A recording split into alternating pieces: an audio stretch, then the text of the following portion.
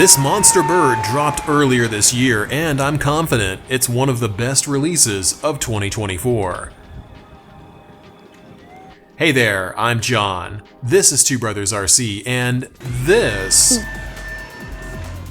is the Avios Super Tucano. I don't know how it's pronounced. Hobby King sent this gorgeous bird over so that you can see how it stacks up to the patent-pending Two Brothers review system. I'm going to come out and say it right now, I don't care what the scoring is, this is easily one of the best releases of the year. It had a few issues on its first production run that Hobby King fixed up, and there's a couple of suggestions that I'll make later on to improve it, but damn, is this thing a sweet looking and flying bird. Let's dive into the Super Tucano and see what it's capable of. Looking at the Super Tucano from the YouTube screen there, you'd probably think that it's just a scale, fun-flying model that looks like its big sister. Nah, it's way more capable than it looks. Yes, it does all of the basic acro that you can expect from a plane. It also possesses a huge thrust-to-weight ratio, and it will hover if you're brave enough. The torque off of that monster motor and 5-bladed propeller makes it spin like a figure skater. How does it stall? Well, it doesn't, really, not unless you're going super slow, and even if you peg the elevator stick, it'll float down with some thrust, even if it looks like a disaster waiting to happen. The Super Tucano is very stable, but it doesn't give up any real agility to fly like this. I find it remarkable personally. It's not the biggest plane in the world, not even close, but the design of this bird makes it feel like it's significantly bigger. And it has a real presence to it in the sky. It's pretty forgiving in general too, and I think you could classify it as one of those planes that make you look like a better pilot than you might actually be. That's a good thing, I think. Not every plane needs to be nerve-wracking and have you flying on the edge of anxiety. Sometimes it's just fun to fly something that's really capable but also stable by design, and push it out of its flight envelope to really see how it handles. So let's run through the agility metrics. While the Tucano can't be flown with a neutral center of gravity out of the box, it does take off and it does land without struggling. It's got a ton of thrust, more than enough to do anything you want.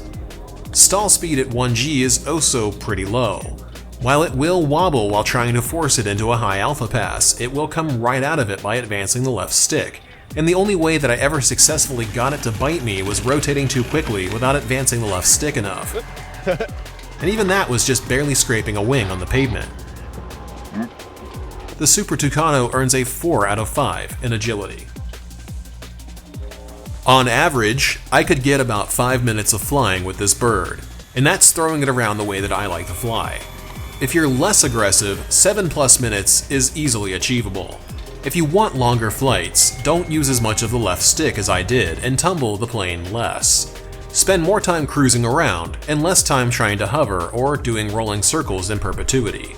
While it is possible to get over 7 minutes of flying, and this bird would absolutely hit that score if I had demonstrated it doing so, that didn't happen on camera, and the best time that I was able to pull off was 6 minutes. So, the Super Tucano gets a 4 out of 5 here. Very respectable for what it is, and I think most people are going to thoroughly enjoy the hell out of flying it. The landing gear on this plane are a work of art, and I feel that they're the gold standard of what model aviation companies should be shooting for with new releases. You get soft wheels with very capable suspension on this bird. The retracts are also very robust. In my version of the plane, the nose gear retract features a wooden block to reinforce it and keep it from collapsing under load, like, say, a rough landing or two. The first run version of the Super Tucano also had quite a few reports of the nose gear retract collapsing. Thankfully, Hobby King heard you and they fixed it. Among the many benefits of flying at the RDRC Club that we're members of now is having the ability to both fly from pavement and grass, so that you can start seeing the full picture of how a plane operates. And the Super Tucano does indeed fly from both, and it will land on both too. Now, I'll take pavement over grass, but for those of you who do have grass, it's good to know that it's capable of flying from and landing on unimproved runways. As for the scoring, this is one of the few planes that I've flown that comes stock with foam wheels instead of hard plastic wheels. It has retractable gear with proper suspension. The gear system absorbs shock and won't let it bounce easily, and it doesn't require much maintenance. It's definitely 5 out of 5 in the version that I'm flying.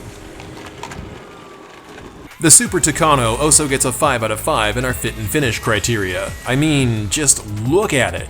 It's really high quality. It gets a top score here because it comes entirely painted. The foam isn't weird or damaged. Every control surface is plastic hinged. It has decals instead of stickers, and all of the decals adhere to the really nice exterior of the plane.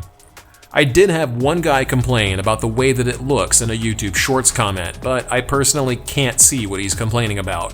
To me, it looks outstanding, and I think it earned a top score here. I will say that the way the plane fits together is a bit odd to me. It is the first two-piece fuselage that I've glued together that didn't have visible carbon reinforcement.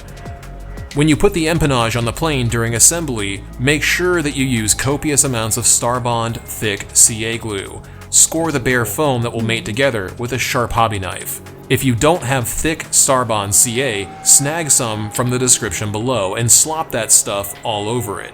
I put this plane through hell with high G maneuvering and it held up to the abuse. Moving on to the final section, avionics and lighting, the Super Tucano also aces this aspect of the review. All of the servos are metal. They're not the fastest servos, but they're precise and they have plenty of torque. The ESC looks overbuilt for the job, and I had no issues with it overheating at all. The battery bay doesn't really allow for a whole lot of placement options, which is why the plane feels sort of nose heavy, but it's hardly noticeable with how well it handles. The lighting looks outstanding and it functions well, and they didn't reverse the nav lights or put a weird white taxi light on the belly or anything. The motor mount also looks pretty robust, though it's debatable if it'll hold up to impacts. But like I like to say, it's a plane, not a monster truck. If you're planning on crashing it, you can't expect it to hold up to abuse. That's an unrealistic expectation. Though I gotta say that you'll be hard pressed to crash this plane with how easily it handles, and how slow it can fly without biting you. Oh, that thing howls. Oh yeah. Overall, the Super Tucano earns a 23 out of 25. And unlike the Viper 64mm review video, I actually counted it correctly this time. Go me. It's a 23 out of 25. The scoring metrics we use here at Two Brothers are meant to be an objective review system that holds us accountable so that we can't just take off and say it's so locked in and amazing the moment that it rotates. There's more to a plane than how it flies in the first 2 seconds that you fly it, but it's also possible to review a plane without having to fly it for months. I think there's a happy medium here. I flew the Super Tucano 20 times on 2 separate days and got it dialed in to fly really well on the setup that I'm using, which itself is really nothing special. A simple 1 aileron, 1 flap Spectrum wing type, no fancy mixing, no pushrod adjustments, just an absolute basic setup. That's how good this plane is. I do have AS3X Plus running in it, and you can see the values on screen while I blabber on over some B-roll footage of how good this thing flies. You might want to consider lowering the pitch gains a little. I did notice a little pitch oscillation when I was editing this vid. It could be compensating for turbulence, not really sure. I tend to prefer stronger gyro gains for the style of flying that I like to do. If you want less gains, take my settings and adjust them to suit your own preferences. I don't care how you fly, so long as you're flying safely and not putting people in danger. And if I can help you fly the way you want to fly, then I accomplished what I set out to do. And if you like the way this bird flies and you think it's worth picking up, grab it from the Hobby King affiliate link below. It throws a small commission at the channel at no extra cost to you, and it helps us continue making videos like this. Also, smashing that super thanks button or buying some merch from the merch shop is super helpful too, especially since I just picked up the Freewing MiG-29 with thrust vectoring and it wasn't cheap. Mostly because I wanted it, also because you guys asked for it, and when you ask, I try to deliver, even if it costs me money. Now, if you could, help offset some of that cost and smash that super thanks button, or pick up some merch for Christmas. You deserve it. One thing I should mention is that I did reinforce the elevator balance horns. While it's not strictly needed, there is no reinforcement here from the factory, so you may wish to consider doing this. And if you want to do it, step 1 would be to cut some carbon rods to fit the elevator and press them into the foam to leave an indent. Step 2, cut the indent with a super sharp knife.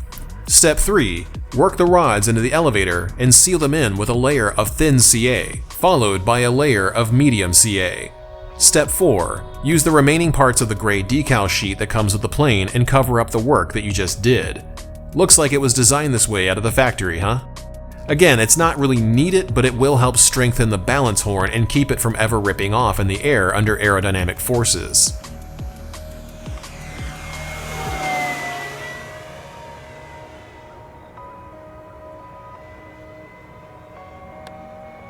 Looping back to the start of this vid, the Super Tucano is absolutely up there as one of the best releases of the year. The only one that I can think of offhand that's as good would be the E-flite Turbo Timber SWS, which is also coming back to the channel pretty soon with a 1-year look at all the mods that I did to really make it perform. Hey, thanks for watching, and smash that like for me, would you kindly? Hope you guys have a Merry Christmas and a Happy Holiday season, and we'll see you again next week with the FMS Super Scorpion version 2. More like version 1.2. Ugh.